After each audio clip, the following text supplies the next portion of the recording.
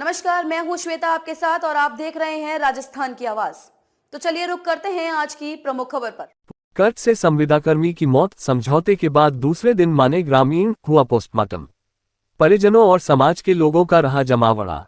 पोसालिया निकटवर्ती पालड़ी एम में पुलिस बाना पालड़ी एम क्षेत्र के रातभर भागली में बुधवार को फोर्ट निकालने के दौरान कर्ज की चपेट में आने से एफआरटी कंपनी के संविदाकर्मी की मौत के मामले में कंपनी, डिस्कॉम और प्रशासन के बीच सहमति बनने पर गुरुवार को दूसरे दिन ग्रामीणों ने धरना समाप्त किया और शव के पोस्टमार्टम पर माने समझौते के बाद गुरुवार शाम 4 बजे पोसालिया पीएचसी में मृतक के शव का पोस्टमार्टम कर परिजनों को सुपुर्द किया। पुलिस उपाधीक्षक पुष्पेंद्र वर्मा ने बताया कि गुरुवार सुबह परिजनों और समाज के लोगों ने डिस्कॉम अधिकारियों व कंपनी प्रतिनिधियों से मुआवजा राशि मृतक नॉमिनी के खाते में जमा करवाने, मासिक पेंशन की लिखित गारंटी पत्र दिलवाने की रखी मांग। पोसालिया चिकित्सालय परिसर में वार्ता करते अधिकारी, परिजन व समाज के लोग राज्य सरकार की जनकल्याणकारी योजनाओं आवास, पालनहार, बीपीएल, अन्योदय में प्राथमिकता से लाभ दिलवाने की मांग रखी। गुरुवार दोपहर तक वार्ता और प्रदर्शन का दौर चलता रहा। सहमति बनने के बाद चिकित्सकीय बोर्ड से पोस्टमार्टम करवाकर शव परिजनों को सुपुर्द किया गया। परिजनों ने ये रखी मांग, पोस्टमार्टम के लिए सहमत नहीं होने पर शव मोर्चरी में रखवाया था। एडीएम सिरोही राजेश कुमार गोयल, अतिरिक्त पुलिस अधीक्षक किशोर सिंह, डीएसपी पुष्पेंद्र वर्मा, एसडीएम शिवगंज नीरज मिश्र, तहसीलदार आसूराम राणा, डिस्कॉम अधिकारी हेमेंद्र जिंदल, एस बड़ी, महेंद्र कुमार मीणा, एक्सीएनआई डी चारण, एक्सीएन धर्मेंद्र कुमार मीणा, सहायक अभियंता हंसराज मेघवाल, कनिष्ठ अभियंता कैलाश दान, थानाधिकारी पालड़ी एम, ओम प्रकाश, थानाधिकारी कैलाश नगर, उदाराम विश्नोई, सहायक उप निरीक्षक सहित कई अधिकारी मौजूद रहे।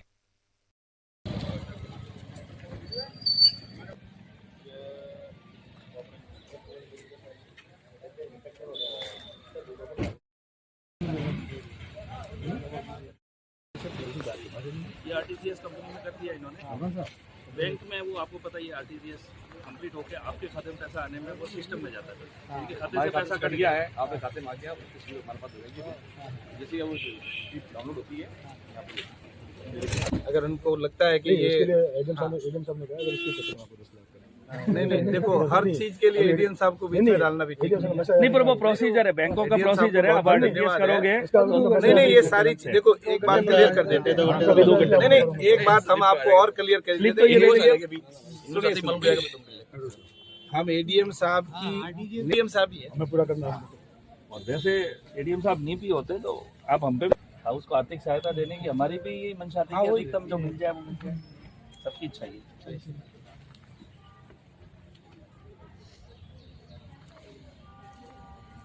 उसके वो पेंशन वाला और वो तो लिख के दे, वो तो लेटर पैड पे, कंपनी के लेटर पैड पे ये कमिटमेंट लिख के देता हूं। उसकी पेंशन का एक वो 10 लाख का वो तो आप दे रहे हैं। देखो कंपनी से तो इंश्योरेंस वाला वो भी लिखित में दो चीजें तो ये दे रहे हैं, कंपनी वाले, मतलब इंश्योरेंस वाला और उसके पेंशन वाला, वो तो ये कंपनी वाले दे रहे हैं। शेष रहा अपने प्रशासन से, प्रशासन के साथ में अपना एक कंपनी वाले के ना, मतलब आजीवन जो पेंशन है, कल ये कंपनी यहाँ से चली जाती है, वो तो इंश्योरेंस देगा, कंपनी का कोई मतलब अंडरटेकिंग कौन की हवाला तो लेना डिपार्टमेंट की होती है, डिपार्टमेंट की होती है, भले कंपनी जाए, कंपनी चले जाओ, हमारा भी डिपार्टमेंट नहीं है, वो राज्य बीमा अलग है। हाँ, का हवाला दे, वो कोई नहीं, वो तो कंपनी इंश्योरेंस कंपनी देगी, इनका तो इनका कोई लेन देन नहीं होगा। जैसे अपन LIC कराते हैं। नहीं, समझ गए। वकील साहब, इंश्योरेंस कंपनी, वकील साहब, जो कंपनी लिख करके देती है ये दो चीजों का, उसके ऊपर एक्शन साहब के और एससी साहब के हस्ताक्षर, बिल्कुल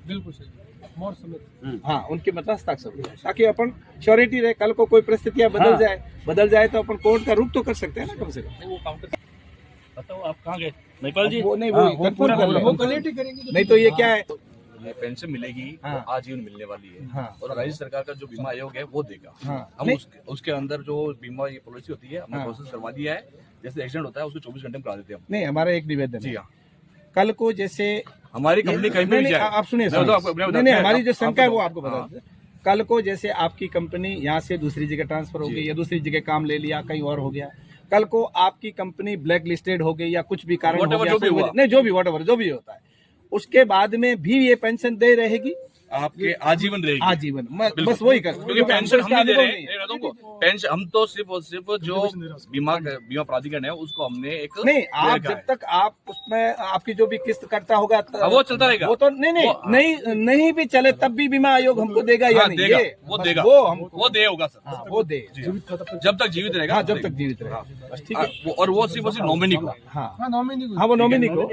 अच्छा अब रहा सवाल ये दोनों चीजें लिखित में, मैं उसके बात ऊपर बता रहा एससी साहब के और एक्शन साहब के काउंटर सिग्नेचर। जी बिल्कुल। हाँ ठीक है, मैं बात बताता हूँ। नहीं, उन दोनों को कायदा सिग्नेचर का जो भी होगा वो आप जो भी निकल रहा है। नहीं, आपने कंपनी वाले के साथ देखो, कंपनी आपकी उस डिपार्टमेंट के साथ में, हमें उन डिपार्टमेंट के उच्च अधिकारियों के सिग्नेचर उसमें चाहिए ताकि हमारी श्योरिटी रहे इस परिवार की। जी बिल्कुल। तो उसमें एससी साहब और एक्शन साहब, नीचे की बॉडी की हमको आवश्यकता नहीं, एक्शन साहब और एससी साहब उस पर काउंटर सिग्नेचर करेंगे और कंपनी की तरफ से आप लिख के दे दीजिए। ठीक है, ये तो डन हो गया। अब अगला रहा तहसीलदार जी के साथ में जो भी अपनी बात, वो आप बात करो।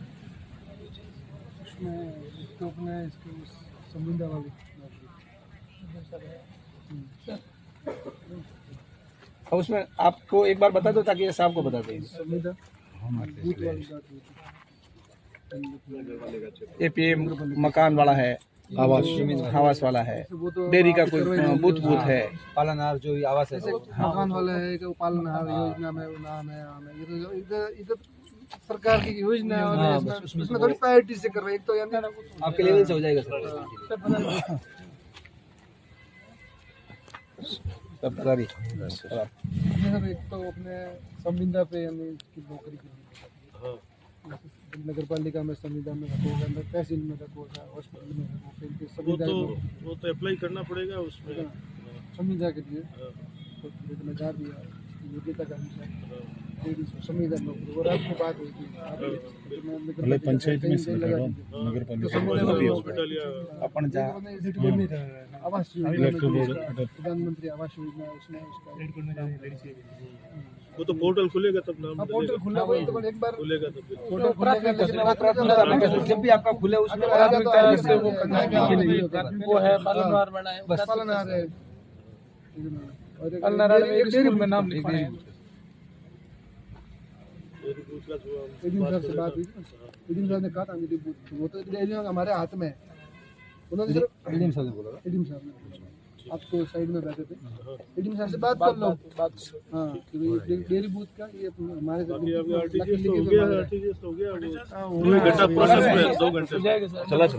इन्वॉइस आ रहा है। ये आप इसको हमारे को लिखित में रिटर्न में, ठीक है ना, एक तो डेयरी बूथ वाला, एक अपने इसके ये संविदा वाला है, एक भूमि इनका, एक भूमि इनका वो लिख के बात होगी।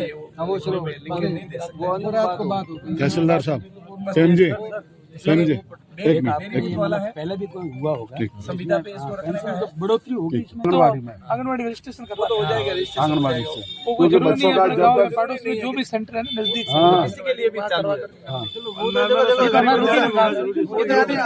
लोकल है तो लोकल आप ही करवाना। वो सरकारी स्कूल के अंदर जब उसका प्रवेश होगा तभी पालनहार का मतलब नहीं, लेकिन आंगनवाड़ी में आंगनवाड़ी के आंगनवाड़ी बच्चे का भी हो सकता हाँ, तो क्योंकि वो बच्चा अभी सबसे बड़ी बच्ची है वो 3.5 साल की है और सबसे छोटी वो 1 महीने की है, तो 2 बच्ची आंगनवाड़ी में नामांकन हो सकता है और 2 बच्चियों का पालनहार में आ सकता है। एक तो उसके मारवाई के अंदर क्योंकि 6 डेयरी बूथ वाला है, एक उसमें संविदा वाला है, ये मतलब मोटा मोटी ताकि इनको सबको तसल्ली हो। बात कर ली थी, पोर्टल खुलता ही अप्लाई होगा, बात कर लो, बात कर लो या ग्राम सेवक के साइन हो जाए। क्या आवास का क्या आवास का कलेक्टर साहब के पास में हमें व्यक्तिगत प्रावधान है कि वो खुद जुड़वा सकते हैं, उसके अलावा किसी को पावर नहीं है पूरे जिले को। मुझे इसकी ABCD पूरी ध्यान है, वो बाकी तो पोर्टल के ऊपर तो उसको भी जोड़ने की जरूरत है, मैं खुद मेरे मोबाइल से ऐप से जोड़ सकता हूँ, खुद व्यक्ति भी जोड़ सकता है और कलेक्टर साहब के पास विशेषाधिकार है तो वो जुड़वा सकते हैं। ठीक है, चलो बात करते